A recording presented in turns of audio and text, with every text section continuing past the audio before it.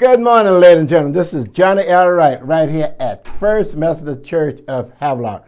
Bring you Love 54 on this Tuesday morning. It is March the 12th, and we're almost the middle of the month.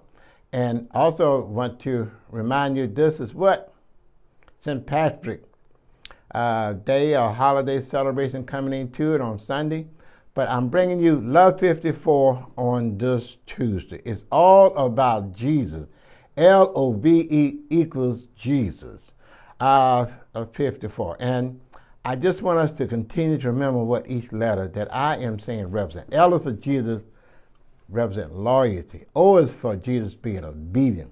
V is for Jesus being victorious. And E is for Jesus being for everyone. And that equals my 54. So as we begin, I'd like to open up with my Pepsi. Makes it right. Pleasing, energizing people's spirit inside. Have one with me. Now that's how I start my morning. How y'all doing out there? You all are excited because spring is not too far away. As I mentioned, this is March the 12th. And God is blessing us. We're still in the season of Lent. And we are just excited about Easter coming before we even realize it's the last day of this month, March the 31st, 2024. So let us begin with our devotion, move to updates and a promise from God. Today I'm looking in the Old Testament. Yes, I do have my Bible. Okay, my devotion is coming from the Old Testament in the book of 2 Kings. Looking at verse 20, as I will lift up several verses, beginning at 1, and I'm looking in the NIV. And hear these beautiful words, please. In those days, Hezekiah became ill and was at the point of death. The prophet Isaiah, son of Amoz, went to him and said, "This is what the Lord said. Put your house in order because you are going to die. You will not recover." Hezekiah turned his face to the wall and prayed to the Lord. "Remember, Lord, how I walked before you faithfully and with wholehearted devotion and have done what is good in your eyes." And Hezekiah, he wept bitterly. Before Isaiah had left the middle court, the word of the Lord came to him. "Go back and tell Hezekiah, the ruler of my people, this is what the Lord, the God of your father David says. I have heard your prayers and seen your tears. I will heal you." What a God. "On the third day from now, you will go up to the temple of the Lord. I will add 15, see, 5, 15 years to your life." I'm talking on this Tuesday about God's extension. God gives us life, and God can cut it off anytime He chooses. But God gave Hezekiah 15 more years. Only God can do that. Man and woman cannot do that. We have the medical field. We have all the different fields that we know about the institution. But God is the creator of everything, Christian friend. Now, why did God do that? I don't know. I just read it and I believe it in 2 Kings chapter 20. Beginning at verse 1. But it appears that he was sick. He was ill to the point of death. And the prophet Isaiah, see, they're about the same time. He went in and said, "Thus said the Lord, get your house in order because you're going to die." Isaiah was doing his job. He's a prophet. And he speaks for God. God tells him what to say, and he repeats that. Specifically, exactly as God has mandated. So now Hezekiah was a great king. He was one that he ran out those Baal worship and he got rid of those idols and stuff like that. The story tells us, the theologians say that he was even greater than David in being righteous. David, the shepherd, the king, the warrior, etc. He was a good man, but we are noticing that Hezekiah may have had a little more up on him as far as being righteous. So he pleaded to the Lord, haven't I done all of these things? Haven't I been faithful to you? Haven't I obeyed your will? And he cried bitterly. And because of his sincere heart, God heard his voice. And he told Isaiah to turn around. In essence, I'm going to extend your life for 15 more years.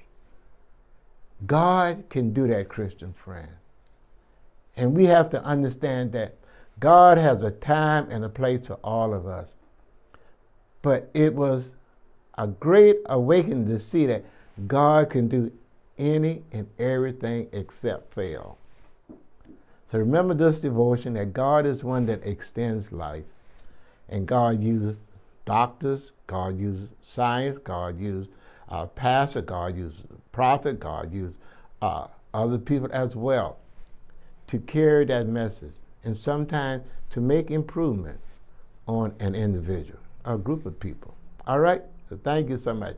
Now, let's move to our second part, which would be our devotion. And now we're going to our update. Today is Tuesday the 12th again, and at 10:30, within an hour, we are going to have our Bible study over in the fellowship hall, and we are doing the 7-mile miracle by Steve Furtick. And we hope and pray that you will continue to come and enjoy. It's a small book. It's very simple, and he's walking us through for 7 weeks. So we're on week 5 today, and it's at 10:30 in the fellowship hall. And then at 6 p.m. we have our church council. All members are welcome to come. We'll be in the fellowship hall at 6 p.m. Okay. Tomorrow, Wednesday morning at 7 a.m. we have our men Bible study, and we're studying the book with Moody, D.L. Moody, and he's talking about the men in the Bible. At 4 p.m. we have a sweet hour of prayer, and Sister Gwen is doing a fine job, and we'll be meeting in the chapel at 4 p.m. And if you can, please come out and let's have a glorious time praying for one another. We always need to pray for one another. Then we also have communion during that particular time. At 6 p.m. we'll have our cantata rehearsal practice as we're preparing for this Sunday for our Easter cantata. So I hope that you'll come out and let's just celebrate and thank you for your participation. Those who have been coming and practicing with Susie Marlin, God bless. And then at 7 we have our choir practice. And I just want to throw this in that on Saturday we have dress rehearsal. That means that we want to be here for our cantata practice rehearsal at 10 a.m. In the sanctuary. Okay. On Thursday at 7 a.m. we have the Rotary Club, as we will meet with breakfast, and then we will have our Rotary meeting in the fellowship hall. 10 a.m. same place we have the women of Matthew 18:20 there, and we invite you to just come out, ladies, and just enjoy a nice Bible study. It's so engaging, and I hope and pray that all will be well. And bring a friend. Yes. Friday or Saturday. Remember, again on Saturday, what? Okay, members of the choir, cantata group, we're going to practice at 10 a.m. in the sanctuary. So please come out and let's just be patient and continue to study and to be prepared as Sue will lead us. Amen. Thank you. I also want to give thanks to those who continue to share with us in their tithes and their offering. As God is blessing us, we want to continue to be mindful of all how we have been blessed. Amen. So thank you for bringing your tithes on Sunday, or mailing them in, or doing electronic through Vanco, dropping off in the box. We have 4 or 5 different ways that you can contribute to your tithe and your offering weekly. Amen. Talk a little about our food pantry. This month, we are asking for what? Syrup. So we have a bottle of syrup right here. We invite you just to bring one. If every household would just bring one, we would be very, very blessed. I was not only talking, went down yesterday and visited at the food pantry there with Brother Fred Eldridge. And he was just showing me around. And it's a beautiful, beautiful, small place, but they do phenomenal ministry there. So for this month, again, we are asking for just one bottle of syrup. And you can bring it and put it in the sanctuary. We have a basket back there to put it in there. And we have people take it down there to food pantry, East Plaza food pantry on right off of Highway 7. So if you can, please come and just bring one. If you can't, bring it at the church on Sunday. You can bring it to the office, or you can take it over to the fellowship hall. On the outside, we have a plastic container, and we take these up every day. Thank you, thank you, thank you. Speaking of that, also another ministry I want to highlight, and that is this Wednesday. The Pregnant Resource Center is having their annual banquet, and it will be at the Tourist Center. So I'm hoping and pray that you continue to support them. I have a big old ball here with money in here that we want to support those young ladies there.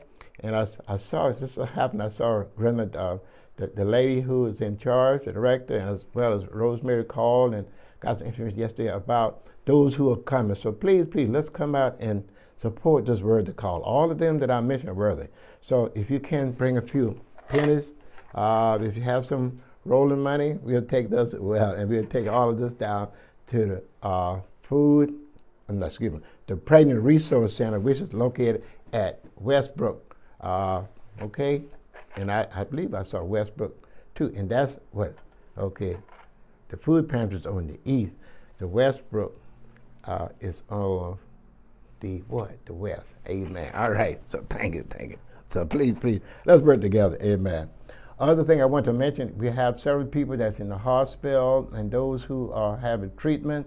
We want to pray and ask God to bless them as well. I also want to lift up those who are celebrating birthdays for the month of March. On the 8th, we have Linda Arola.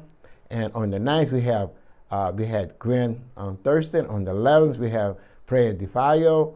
On the 20th, we have Paige Martinez. On the 22nd, we have Pat Jennings. And on the 25th, we have Jimmy Sanders.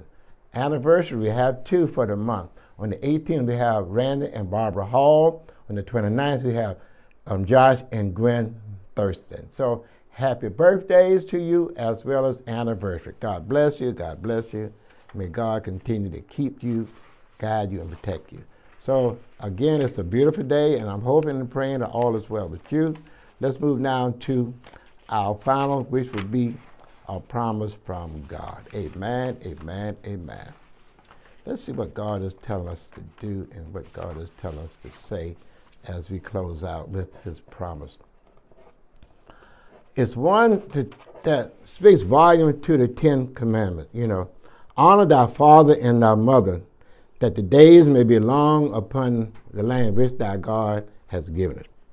And Apostle Paul, I believe he picks up on that with his protege that he had, his understudies, Timothy as well as Titus in 2 Timothy verse 1 through 9.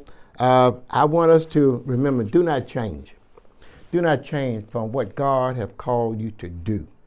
And Apostle Paul, he referenced little Timothy to keep the faith and remember your grandmother and remember your mother and how they have sojourned and have taught you the way. So he said this, first, I see something in you from your grandmother Lois as well as your mother Eunice. And I want you to do not change. Do not change, Christian, when God has blessed you and put people in your lives. All right?